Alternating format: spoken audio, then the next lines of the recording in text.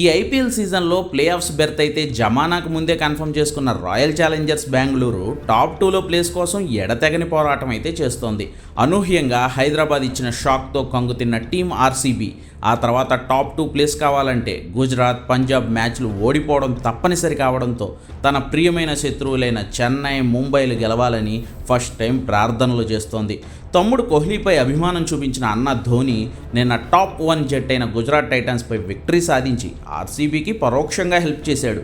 ఆ వరుసలో ఇవాళ రోహిత్ శర్మ వంతు వచ్చింది. హిట్మ్యాన్ కెప్టెన్ కాకపోయినా హార్దిక్ పాండ్యా ఆధ్వర్యంలోని ముంబై ఇండియన్స్ ఈరోజు పంజాబ్పై ముంబై గెలవాలి అని తప్పనిసరిగా కోరుకుంటోంది. ఎందుకంటే అలా గెలిస్తే పంజాబ్ 17 పాయింట్ల మీదే ఉంటుంది, గుజరాత్, ముంబై 18 పాయింట్లతో ఉంటాయి. తమ చివరి మ్యాచ్ని ఆర్సీబీ లక్నో మీద గెలిస్తే 19 పాయింట్లతో ఆర్సీబీ టాప్ 1 జట్టుగా ప్లే ఆఫ్స్కి వెళ్తుంది.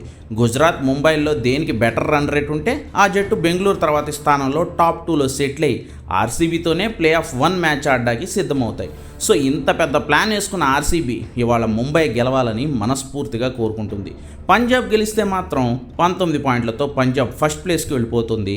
ఆర్సీబీ ఆఖరి మ్యాచ్ ఎల్ఎస్జీ మీద గెలిస్తేనే సెకండ్ ప్లేస్ సాధిస్తుంది, ఓడితే అంతే సంగతులు, ఎలిమినేటర్ మ్యాచ్ ఆడుకోవాల్సిందే. అయితే ముంబై ప్రస్తుతం ఉన్న ఫామ్ చూస్తుంటే పంజాబ్ను ఖచ్చితంగా ఓడించగలదు. అలా అని పంజాబ్ని తక్కువ అంచనా కూడా వేయలేం.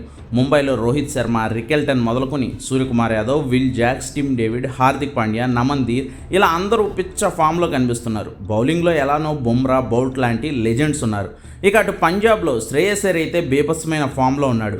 ప్రభ్సిమ్రన్ సింగ్, ప్రియాన్ షారియా మరోసారి తమ టచ్ చూపించాల్సిన అవసరం ఉంది. మార్కస్ స్టాయినిస్ జాయిన్ అవ్వడం, ఆల్రౌండర్ మెరుపులు మెరిపించడం అయితే పంజాబ్కి కొండంత బలాన్ని ఇచ్చేదే. చూడాలి ఈరోజు జరిగే సూపర్ ఫైట్లో గెలిచి టాప్ 2 బెర్త్ కన్ఫర్మ్ చేసుకునే జట్టేదో.